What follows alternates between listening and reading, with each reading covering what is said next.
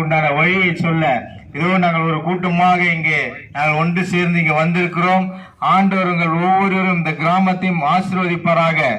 உலகத்திலே மிகப்பெரிய நற்செய்தி ஒன்று என்னவென்று சொன்னால், இதோ இந்த உலகத்துடைய இரட்சகர் ஆண்டவராகிய இயேசு கிறிஸ்து கன்னி மரியாளுடைய வயிற்றிலே பிறந்திருக்கிறார் என்பதுதான் இந்த உலகத்திலே மிக சந்தோஷமான ஒரு நற்செய்தி.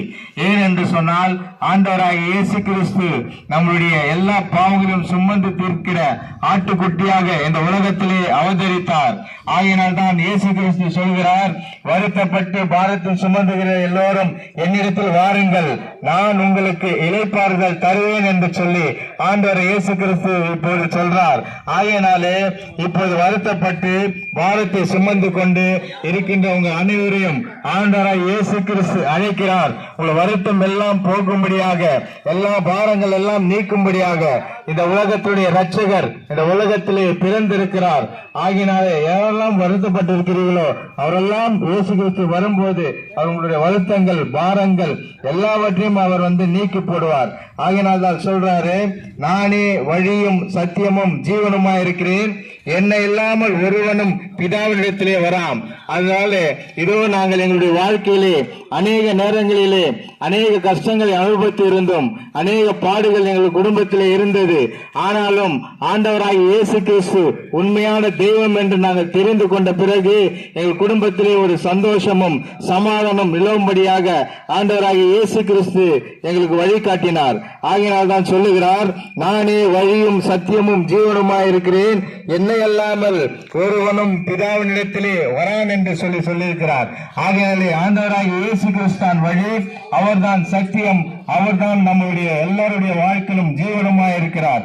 ஆகினாலே அவருடைய நாமத்தினாலே நாம் எதை கேட்டாலும் நாம் உங்களுக்கு செய்வேன் என்று சொல்லி இங்கே ஆண்டவராக இயேசு கிறிஸ்து சொல்லி இருக்கிறார். ஆகின இந்த உலகத்திலே நாம் மற்றவரிடத்திலே எந்த உதவி கேட்டாலும் கொஞ்சம் யோசிப்பார்கள், கொஞ்சம் யோசித்துதான் அதை செய்வார்கள். ஆனாலும் ஆண்டவராக இயேசு கிறிஸ்துவின் இடத்திலே முழு மனதோடும் முழு இருதயத்தோடும் நாம் கேட்கின்ற ஒவ்வொரு காரியத்திலும் நம்முடைய வாழ்க்கையிலே அவர் செய்ய வல்லவராயிருக்கிறார். ஆகினால தான் வேதத்திலே நாம் பார்க்கிறோம், அங்கே ஒரு சகேயு என்கின்ற ஒரு மனிதன் இருந்தான். அவன் ஐஸ்வர்யவானாக இருந்தான். அவன் பார்க்கிறான், ஆண்டவராகிய இயேசு கிறிஸ்து அந்த ஊரிலே வரும்போது இயேசு கிறிஸ்து எப்படிப்பட்டவரோ என்று அவரை பார்க்க வகை தேடினான். ஆனால் அவன் கொல்லவனாய் இருந்தபடியாலே அந்த ஜனக்கூட்டத்தின் மத்தியிலே அவரை காணக்கூடாமல் ஒரு மிகப்பெரிய ஒரு காட்டாத்தி மரத்திலே ஏறி நின்று ஆண்டவராகிய இயேசு கிறிஸ்து என்ன பேச போகிறார், ஆண்டவராகிய இயேசு கிறிஸ்துவை பார்க்க வேண்டும், அதன் மூலமாக அவர் என்னுடைய குடும்பத்திலே ஒரு ரட்சிப்பு வருமோ என்று அவன் எண்ணிக்கொண்டு அங்கே காட்டாத்தி மரத்திலே ஏறி நின்று இயேசு கிறிஸ்துவை அவளோடு அவன் பார்க்கிறான். அப்போது இயேசு கிறிஸ்து அங்கே பார்த்து சொல்கிறார், சகேயுவே, நீ சீக்கிரமாய் இறங்கி வா, இன்றைக்கு நான் உன் வீட்டிலே தங்க வேண்டும் என்றான். அவன் சந்தோஷத்தோடு அவரை அழைத்து கொண்டு போனான். ஆகையினாலே ஆண்டவராகிய இயேசு கிறிஸ்துவை பார்க்க யாரெல்லாம் நீங்கள் முற்படுகிறீர்களோ ஆண்டவராகிய இயேசு கிறிஸ்து சொல்லுகிறார், நீங்கள் நீ சீக்கிரம் இறங்கி வா, இன்றைக்கு உன் வீட்டிலே தங்க வேண்டும் என்று சொல்லுகிறார். அப்படியாக ஆண்டவராக இயேசு கிறிஸ்து யாரெல்லாம் தேடுகிறீர்களோ அவள் வீட்டிலே வாசம் செய்ய அவர் விருப்பம் உள்ளவராயிருந்தார். அப்பொழுது அவனுடைய மனம் மாறியது. அவனிடத்திலே அநேக பணங்கள் இருந்தது, அவனிடத்திலே சொத்து சுகம் இருந்தது. ஆனாலும் அவனுடைய மனதிலே ஒரு சந்தோஷமும் சமாதானமும் இல்லை. அப்படிப்பட்ட சந்தோஷத்தையும் சமாதானத்தை கொடுக்க வல்லவர் ஆண்டவராக இயேசு கிறிஸ்து ஒருவர் மாத்திரமே.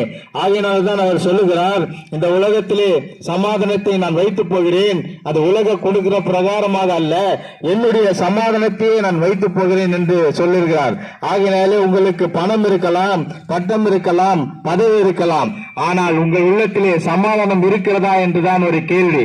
அப்படிப்பட்ட சமாதானத்தை தர வல்லவர் ஆண்டவராகிய இயேசு கிறிஸ்து ஒருவர் மாத்திரமே சமாதானத்தின் தேவன். இந்த உலகத்திலே அவதரித்திருக்கிறார், இந்த உலகத்தை பாதுகாக்க வந்திருக்கிறார், இந்த உலகத்தில் உள்ள அநேகருடைய பாவங்களை தீர்த்து கொடுத்து அவர் தேவ ஆட்டுக்குட்டியாக சிலுவையிலே அவர் ரத்தம் சிந்தி நமக்காக மரித்திருக்கிறார். அப்படிப்பட்ட உண்மையான தெய்வமான இயேசு கிறிஸ்துவை தேடி யாரெல்லாம் வருகிறீர்களோ, அதனால தான் சொல்றாரு, வருத்தப்பட்டு பாரம் சுமக்கிறவர்களே எல்லோரும் என்னிடத்தில் வாருங்கள், நான் உங்களுக்கு இளைப்பாறுதல் தருவேன் என்று சொல்லியிருக்கார்.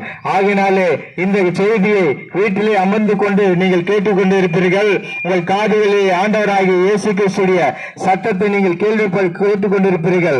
ஆகினால் சொல்லுகிறார், இதோ வாசற்படியே நின்று நான் கதவை தட்டுகிறேன், என் சத்தத்தை கேட்டு ஒருவன் கதவை திறந்தால் நான் அவனுடைய வீட்டிலே நான் பிரவேசிப்பேன் என்று இயேசு கிறிஸ்து சொல்லியிருக்கிறார். ஆகினால் உங்களுடைய இதய கதவை திறக்கும்படியாக, ஒரு இதய கதவை தட்டும்படியாக இந்த நேரத்திலே தேவனுடைய வார்த்தைகள் வந்து கொண்டிருக்கிறது. அப்படிப்பட்ட வார்த்தையை நீங்கள் ஏற்றுக்கொண்டு ஆண்டவராகிய இயேசு கிறிஸ்து உங்கள் இதய கதவை திறப்பீர்கள் என்று சொன்னால் உங்கள் உள்ளத்திலும் உங்கள் குடும்பத்திலும் ஒரு சமாதானத்தையும் சந்தோஷத்தையும் ஆண்டவராகிய இயேசு கிறிஸ்து தர வல்லவராய் இருப்பார். ஆமென். அல்லேலூயா. அருமையானவர்களே,